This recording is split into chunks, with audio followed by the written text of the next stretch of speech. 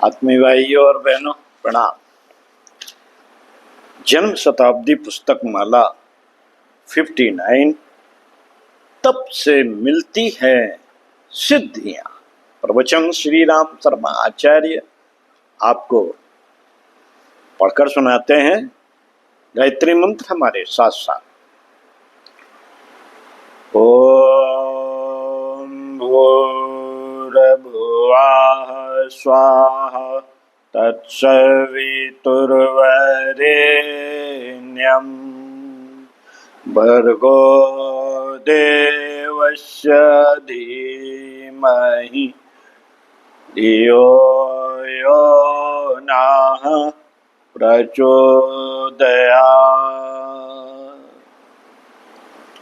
दिव्यो भाई,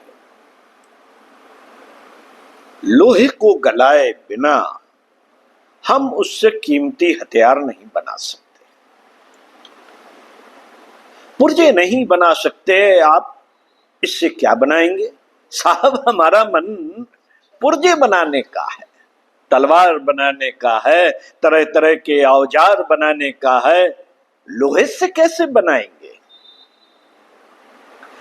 पहले इसको गलाएंगे, तपाएंगे। जब तक इसे गलाएंगे तपाएंगे नहीं, तब तक कोई हथियार नहीं बन सकता। सोना हमारे पास है, उससे हमें कई तरीके के जेवर बनाने हैं। क्या क्या जेवर बनाने हैं? बहुत बढ़िया वाले जेवर बनाने हैं तो सोने से यूं ही बनाइए ना। नहीं साहब, जब तक तपाएंगे नहीं, गलाएंगे नहीं, तब तक सोने से कोई जेवर नहीं बन सकता। मित्रों, ठीक इसी तरह से इंसान को गलाए बिना, तपाए बिना कोई कीमती नस्ल नहीं बन सकती। बहादुर महापुरुषों के इतिहास जब हम पढ़ने लगते हैं तो हमको यह बात पता चलती है कि इनमें से हर व्यक्ति को तपना पड़ा है, गलना पड़ा है और ढलना पड़ा है, गर्म होना पड़ा है। आप क्या चाहते हैं? आप क्या चाहते हैं साहब? साहब, हम तो चैन की जिंदगी जीना चाहते हैं और खुशहाली की जिंदगी जीना चाहते हैं, मौज करना चाहते हैं, मजे उड़ाना चाहते हैं। और क्या चाहते हैं आप? और हम आध्यात्मिकता के मार्ग पर चलना चाहते हैं। खबरदार, बकवास बंद कीजिए। किस बात की? इस बात की कि आप आध्यात्मिकता के मार्ग पर चलना चाहते हैं, भगवान के रास्ते पर चलना चाहते हैं, अपने शरीर में से शक्तियां उभारना चाहते हैं, सिद्धियां उभारना चाहते हैं, देवता को इस शरीर में अवतरित करना चाहते हैं। इस घिनौने जीवन में जिसमें की विलासिता कूट कूट कर भरी हुई है, अय्यासी कूट कूट कर भरी हुई है, खुदगर्जी कूट कूट कर भरी हुई है, इस शरीर में महानता किस तरह से पैदा कर पाएगा? किस तरह से पैदा कर पाएगा? नहीं साहब, हम महानता पैदा कर सकते हैं 11 माला जप करेंगे। बंद कीजिए आप 11 माला। नहीं साहब, 11 माला जप करेंगे, हनुमान चालीसा का पाठ करेंगे, देवी का पाठ करेंगे। आपकी मर्जी, चाहे जो करें या न करें, लेकिन महानता का उद्देश्य, आध्यात्मिकता का एकमात्र उद्देश्य है कि आपको अपने आप को तपाना पड़ेगा।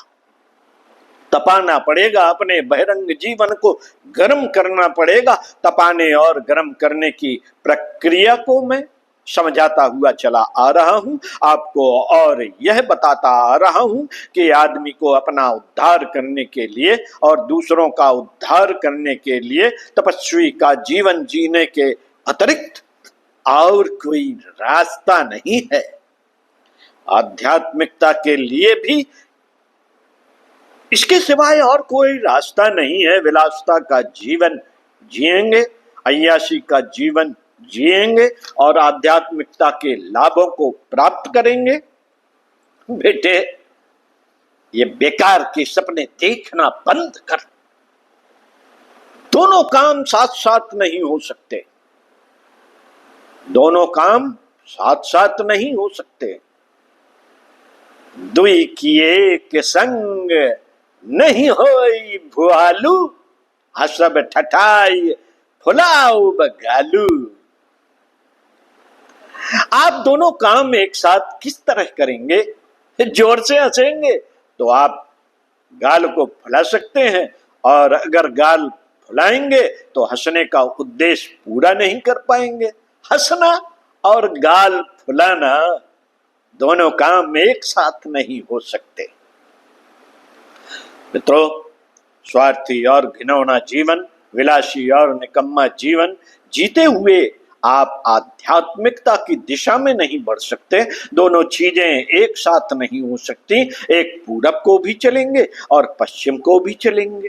पूरब और पश्चिम दोनों दिशाओं की ओर आप एक साथ नहीं चल सकते। अगर आप पूरब की ओर चलेंगे तो पश्चिम की ओर नहीं जा सकते, और पश्चिम की ओर चलेंगे तो पूरब को नहीं जा सकते। इसी तरह तृष्णाओं का, वासनाओं का जीवन जिएंगे तो आप आध्यात्मिक प्रगति की ओर नहीं बढ़ सकते। आध्यात्मिक प्रगति की ओर बढ़ेंगे तो आपको वासनाओं, तृष्णाओं से भरे जीवन पर अंकुश लगाना पड़ेगा। आप इन दोनों के फायदे उठाना चाहते हैं तो यह नहीं हो सकता एक को मंजूर कर लीजिए और एक को मना कर दीजिए। हमको यह करना है कि नहीं करना है, इधर चलना है कि नहीं चलना है, आप यह फैसला कर लें तो नफे में रहेंगे। दोनों तरफ चलेंगे तब हम क्या कह सकते हैं? बेटा, दोहरा व्यक्तित्व तो नहीं होना चाहिए। इस संबंध में हम कछुए का एक छोटा सा किस्सा सुनाते हैं। दोनों तरफ चलने वाले एक सांप का और एक कछुए का किस्सा अखंड ज्योत में छपा है। एक सांप के दो मुंह थे, एक आगे की तरफ और एक पीछे की तरफ।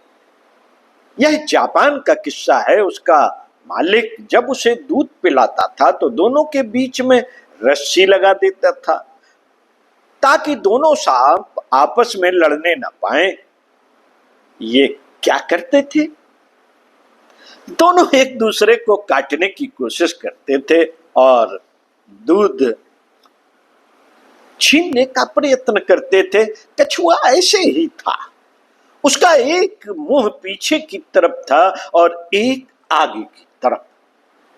पीछे वाला कछुआ पीछे की तरफ चलने की कोशिश करता था और आगे वाला कछुआ यह कोशिश करता था कि आगे की ओर चलना चाहिए। इस तरह सारा दिन खींचतान करता रहता था। आधा इंच इधर से चला, आधा इंच उधर चला। सारे दिन ऐसे ही चलता रहता था।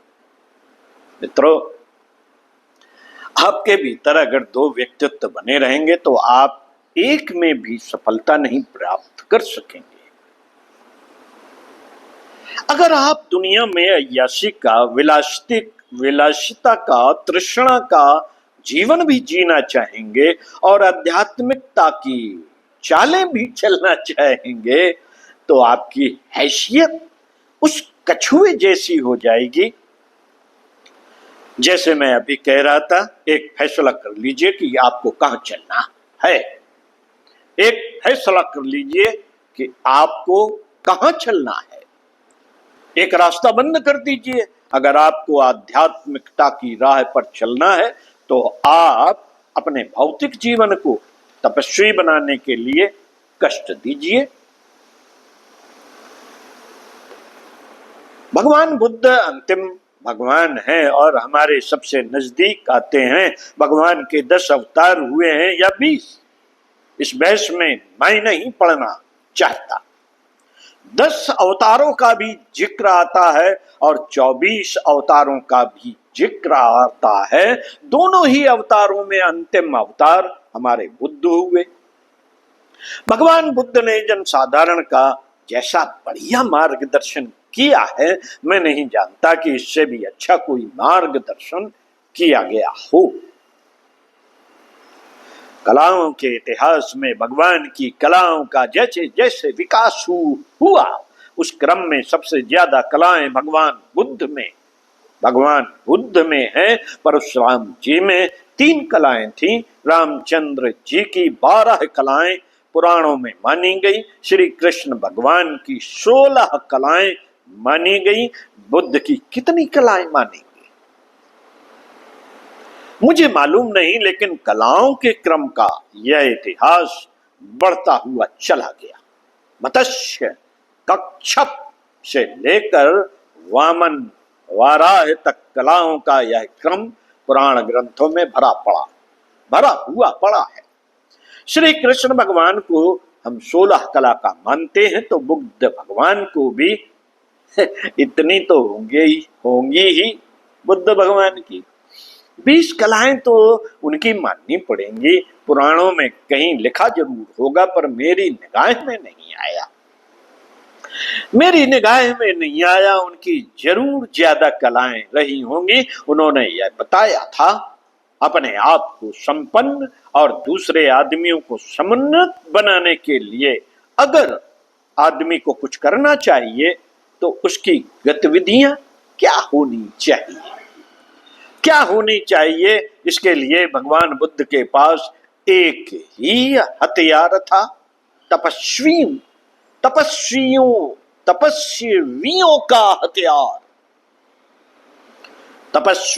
का हथियार प्राप्त करके बुद्ध स्वयं समर्थ बने थे।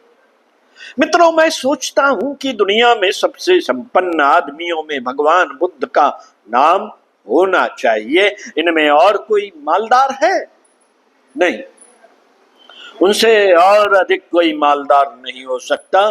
मालदारों में फोर्ड का नाम मैंने सुना है, निजाम हैदराबाद का सुना है, और भी बेटा 56 आदमियों के नाम आते हैं। पर मैं जानता हूं कि भगवान बुद्ध का नाम केवल आज के जमाने में ही नहीं है, पहले भी उनसे अधिक मालदार कोई भी आदमी नहीं हो सकता। कंबोडिया का अंगकोर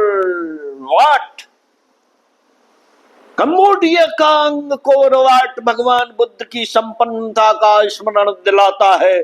यह एक विशाल बुद्ध विहार था। बेटे, और क्या बताऊं आपको, सारे संसार में चले जाइए, अरब देशों में मक्का मदीना के पास जो पुराने बौद्ध विहार बने हुए हैं, उनका इतिहास हमने अपनी भारतीय संस्कृति के विश्व को अजस्त्र अनुदान में लिखा हुआ है। मक्का मदीना में जहां हजरत मोहम्मद साहब की मीनार बनाई गई थी, वहां का बौद्ध विहार उससे भी ज्यादा ऊंचा था, ऊपर से दिखाई पड़ता था। अतः हुक्म दिया गया कि इसको तोड़ा जाए, गिराया जाए और वहां के विहार बंद किए जाएं। सारे के सारे मुस्लिम देशों में और सारे के सारे अरब देशों में बुद्ध विहार फैले हुए पड़े थे। भगवान बुद्ध ने अपने आप में, अपने समय के प्रवाह को बदलने के लिए प्रयत्न किया था। यह प्रयत्न उनने किसके माध्यम से किया था? प्रचारकों के द्वारा। उनके पास प्रचारकों की सेना रहती थी, तो क्या वह सेना पंडितों की थी? तो वह सेना क्या पंडितों की थी या उपदेशकों की? नहीं भाई, तपस्वियों की थी। तपस्वियों की सामर्थ्य असीमित होती है। सामर्थ्य की दृष्टि से एक ही व्यक्ति संपन्न हो सकता है और उसका नाम है तपस्वी। लेकिन संसार की दृष्टि में वही व्यक्ति बलवान हो सकता है जिसके हाथ में या तो पैसा हो अथवा बंदूक। चीनी नेता माओ कहते थे, क्रांति या ताकत बंदूक की नली में से निकलती है। माओ की बात भी ठीक हो सकती है, क्या पता ताकत बंदूक की नली से निकलती होगी। लेकिन जिसको हम आध्यात्मिक ताकत कहते हैं, उस आध्यात्मिकता की शक्ति को यदि आप स्वीकार करते हो, तो मैं यह कहता हूं कि यह ताकत एक ही जगह से निकलती है और उसका नाम है तपश्चर्या। तपश्चर्या के अलावा और कहीं से नहीं निकलती है और ना निकल सकती है।